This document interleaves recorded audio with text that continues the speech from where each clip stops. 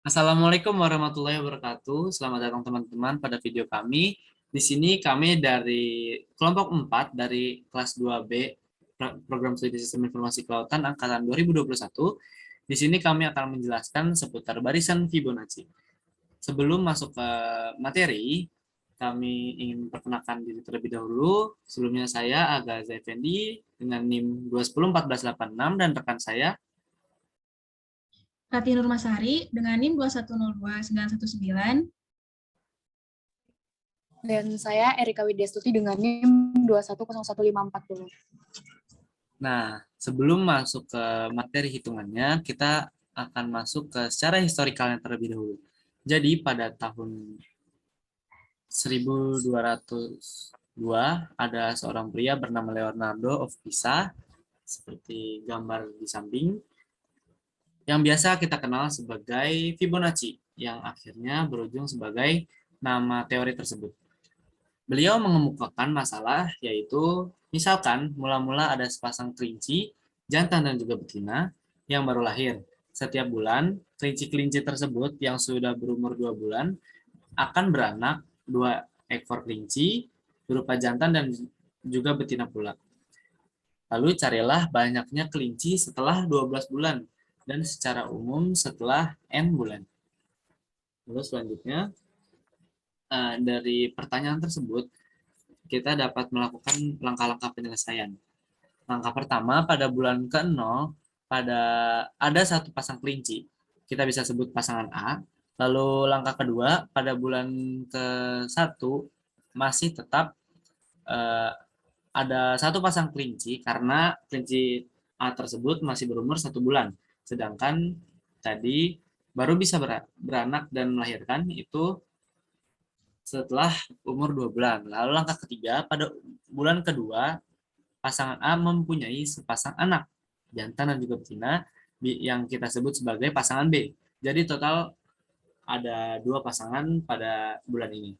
Lalu langkah keempat, pada bulan ketiga, pasangan A mempunyai sepasang anak lagi. Kita sebut sebagai pasangan C. Tetapi pasangan B belum mempunyai anak karena belum cukup umur. Jadi total pasangan pada bulan ketiga ada 3 bulan, ada 3 pasang.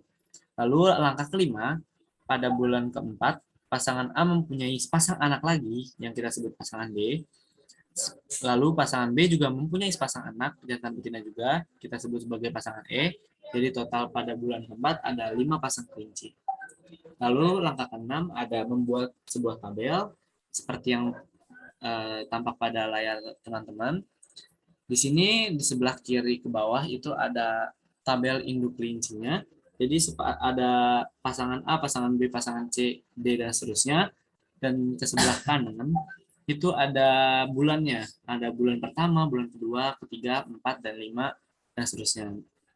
Jadi dari tabel ini kita dapat mengetahui bahwa pasangan induk kelinci A itu melahirkan pasangan B pada bulan kedua, lalu pasangan C pada bulan ketiga, dan seterusnya sehingga pada bulan ke-6 saja akan menghasilkan anak yaitu pasangan I, J, K, L, M, dan juga N. Lanjut. Selanjutnya, dimisalkan XN menyatakan banyak pasangan kelinci yang hidup pada bulan ke-N. N-nya harus lebih dari 0. Maka X0 sama dengan 1. Adapun X1 sama dengan 1, X2 sama dengan 2, dan seterusnya sampai Xn. Xn terbentuk dari 2 hal, yaitu Xn-1, pasangan kelinci dari bulan sebelumnya, ditambah dengan jumlah pasangan anak yang dilahirkan. Karena kelinci yang mempunyai anak adalah yang berumur minimal 2 bulan, maka jumlah pasangan anak yang diperoleh sama dengan jumlah kelinci pada 2 bulan sebelumnya, yaitu Xn-1. Maka didapatkan rumus atau relasi, yaitu Xn sama dengan Xn-1 ditambah Xn-2 dengan X0 sama dengan 1, X1 sama dengan 1. Relasi ini dikenal dengan relasi Fibonacci. Xi yang terbentuk disebut barisan Fibonacci. Pada bagian ini akan dijelaskan barisan Fibonacci. yaitu untuk membentuk barisan ini. Tentukan dua suku pertama sebagai X0 sama dengan 1 dan X1 sama dengan 1. Kemudian, tentukan suku ke N sebagai jumlah dari dua suku sebelumnya, yaitu Xn sama dengan Xn-1 ditambah Xn-2. Jadi, suku keduanya adalah 2, sama dengan 1 ditambah 1. Suku ketiganya adalah 3, sama dengan 2 ditambah 1. Dan seterusnya. Rumus tersebut dikatakan rekursif karena sejumlah n ke 1 suku pertama harus dihitung sebelum suku ke n dapat dihitung. Dalam proyek ini, Anda akan menggunakan nilai eigen dan diagonalisasi untuk mendapatkan rumus explicit suku ke n dari barisan Fibonacci. Selanjutnya kita masuk ke latihannya.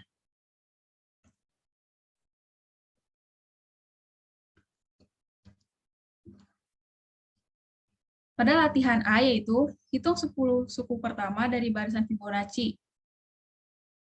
Ada X0 sama dengan 1, X1 sama dengan 1, X2 sama dengan 3, X3 sama dengan 3. X4 yaitu didapat dari rumus sebelumnya yang sudah disebutkan, yaitu Xn sama dengan Xn-1 ditambah Xn-2. Contohnya itu X4. Kita masukkan ke dalam rumus Xn-1, di mana N4 dikurang 1 sama dengan 3. Xn2, di mana 4 dikurang 2 sama dengan 2. Maka dijumlahkan yaitu 3 ditambah 2 sama dengan 5. Dan seterusnya sampai X10. Maka disimpulkan barisan Fibonacci yaitu 1, 1, 2, 3, 5, 8, 13, 21, 34, 55, dan 89. Selanjutnya akan dijelaskan oleh rekan saya. Selanjutnya masuk ke dalam bagian B.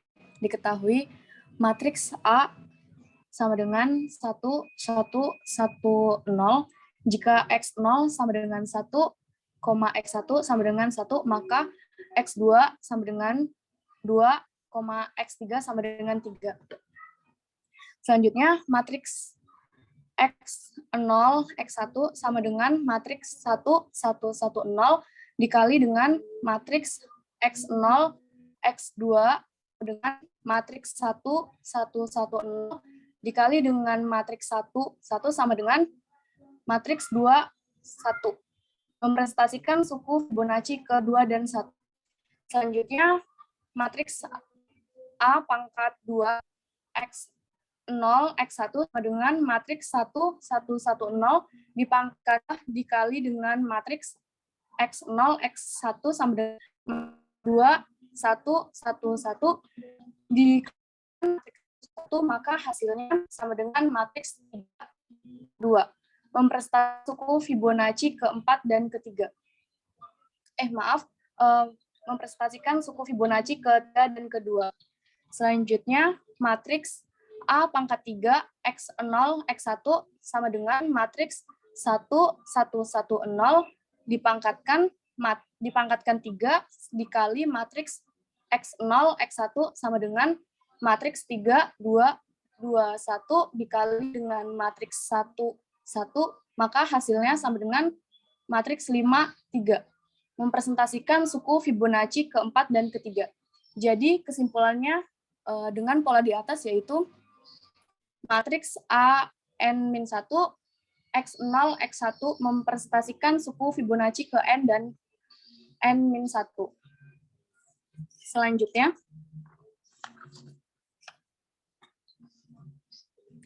pada bagian C, diketahui matriks A sama dengan 1, 1, 1, 0. Carilah matriks P sehingga P inverse AP sama dengan D adalah matriks diagonal.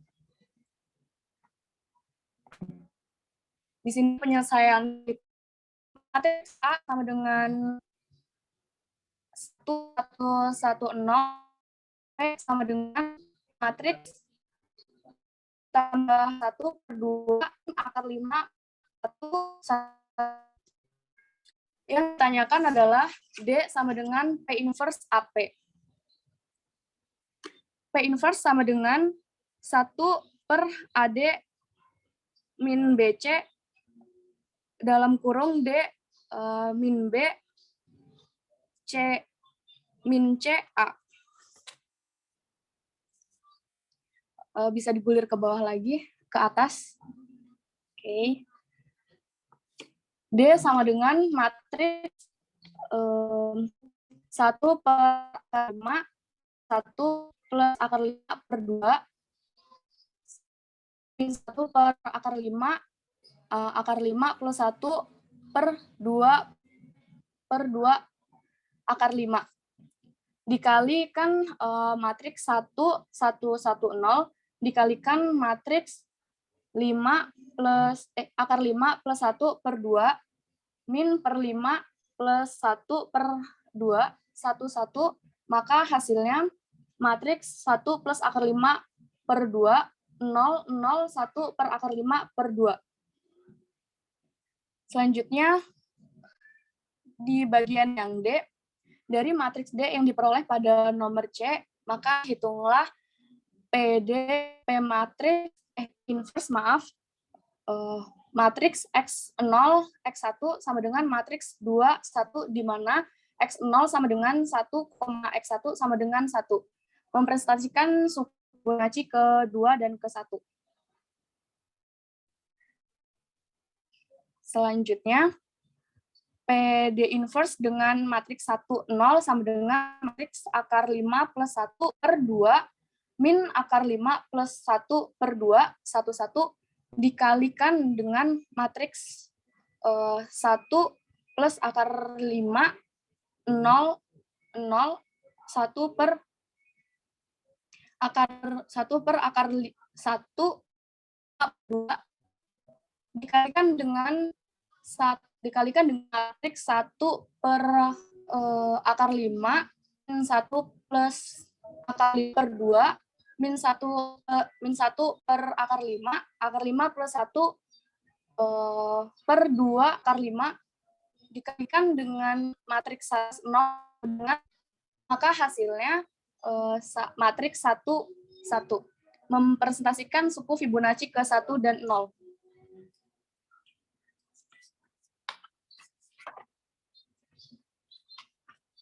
Selanjutnya, PD pangkat 2 inverse 0 sama dengan matriks akar 5 plus 1 per 2 min akar 5 plus 1 per 2 dikalikan dengan 1 plus akar 5 per dikalikan dengan 1 plus akar 5 per 0 dipangkatkan dikalikan matriks 1 akar 5 plus akar 5 per 2 min 1 per akar 5 plus 1 per 2 akar 5 dikalikan dengan 1 per akar 5 dikalikan 1 per akar 5 plus akar 5 per 2 min 1 per akar 5 plus 1 sama dengan 2 akar 5 dikalikan matriks 1, 0, maka hasil matriksnya 2, 1. Mempresentasikan suku Fibonacci ke-2 dan 1. Selanjutnya, PD pangkat 3 inverse dengan matriks 1, 0 sama dengan matriks akar 5 plus 1 per 2 min akar 5 plus 1 per 2, 1, 1 dikali matriks 1 plus akar 5 per 2, 0, 0, 1 min matriks per 2 dipangkatkan 3 dikalikan matriks 1 per akar 5 min 1 plus akar 5 per 2 min 1 per akar 5 1 per 5 dikalikan matriks 1, 0, hasilnya adalah matriks 3, 2. Mempresentasikan suku Fibonacci ketiga dan kedua, maka kesimpulannya PD N matriks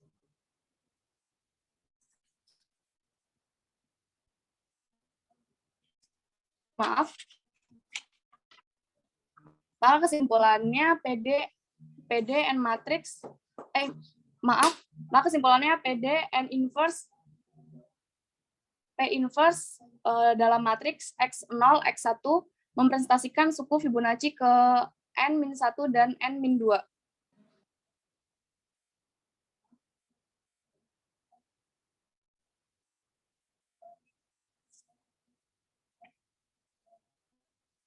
Selanjutnya akan disampaikan saya. Baik, saya lanjutkan ya kepada Rati, bisa stop sharing dulu.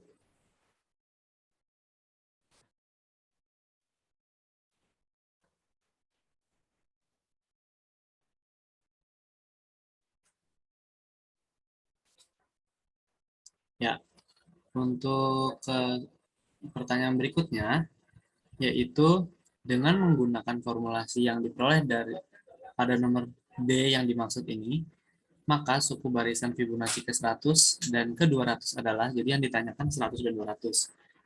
Nah, sedangkan pada poin F, jika mungkin buatlah source code program dari pertanyaan ini. Dengan X0 sama dengan 1 dan X1 sama dengan 1. Dan itu sudah didapat dari poin D.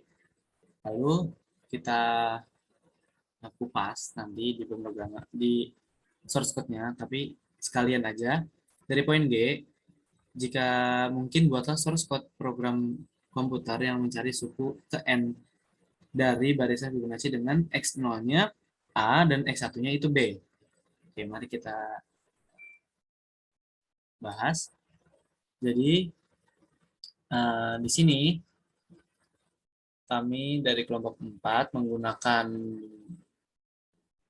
aplikasi Dev C++ dan juga menggunakan bahasa C. Di sini kami memanggil dua library, studio.h dan juga std.h include-nya. Lalu kita masukkan integer main-nya. Lalu kita juga masukkan tipe datanya integer. Kita masukkan variabelnya juga, ada i, n, a, dan juga b.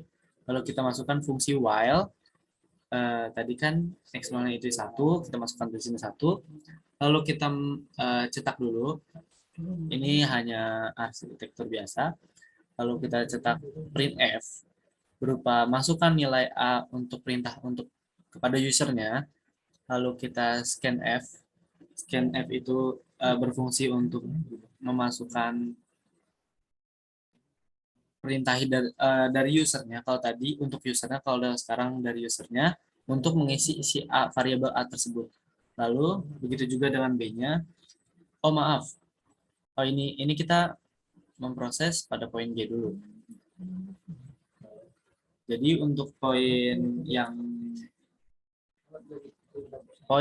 F-nya itu, ini poin F dengan poin E itu bisa dijadikan satu langkah pengerjaannya, karena dengan kita membuat poin F itu dapat menjelaskan pula poin E.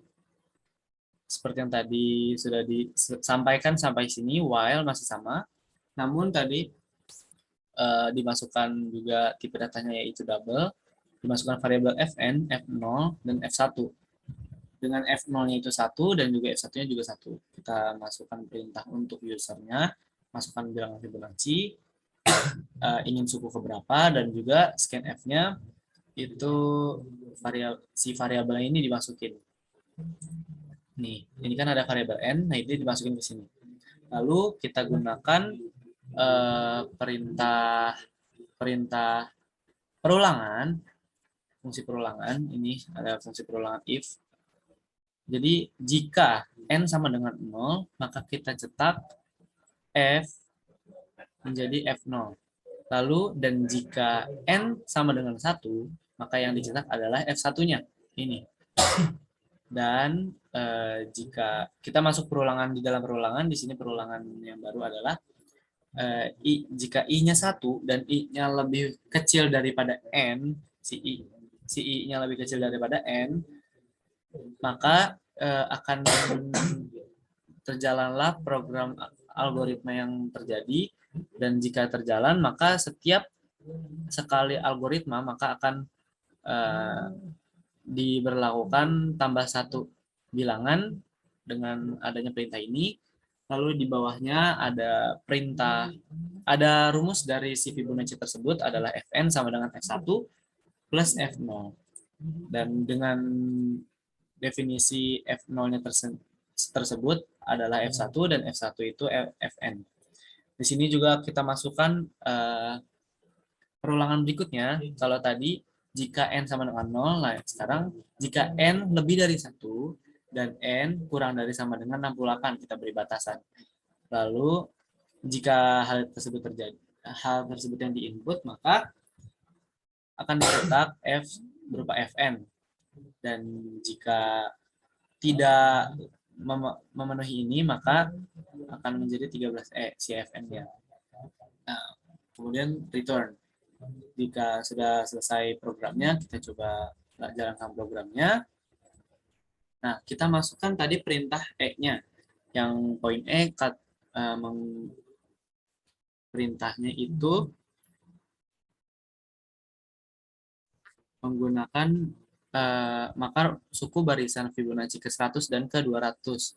Berarti kita masukkan di sininya 100 dan 200. Maka hasil dari poin E yang tadi, pertanyaan poin E, itu dapat dijawab dengan ini. Jadi poin E tersebut nilainya yang terdapat pada layar teman-teman, dan yang 200 juga, suku ke 200 juga ada di layar teman-teman. Baik, lalu pada poin F, itu sebenarnya menggunakan source code yang sama. Hanya saja pada while awal, itu diperintahkan untuk memasukkan nilai A dan juga nilai B-nya. Karena tadi X1 dan X0-nya berupa A dan B, variabel. Dan variabel tersebut nanti akan dimintakan kepada user dengan menjalankan printf A, dan kita disuruh akan diperintahkan untuk menginput nilai A dan juga B-nya. Dan jika dijalankan akan menjadi, nah seperti ini. Diminta dulu si nilai si A-nya, misalnya kita pakai 2 dan juga 3, lalu kita masukkan bilangnya Fibonacci sesuai sama yang tadi 100 dan 200 ya. Nah, ini untuk yang suku ke 100, maka akan muncul memiliki nilai sesuai dengan yang tampil di layar. Lalu kita gunakan 2 dan 3 juga sebagai variabel A dan B-nya. Lalu masukkan bilangan Fibonacci yang ke 200, maka akan muncul muncul angka sesuai di layar seperti tersebut. Mungkin itu program yang bisa kami buat.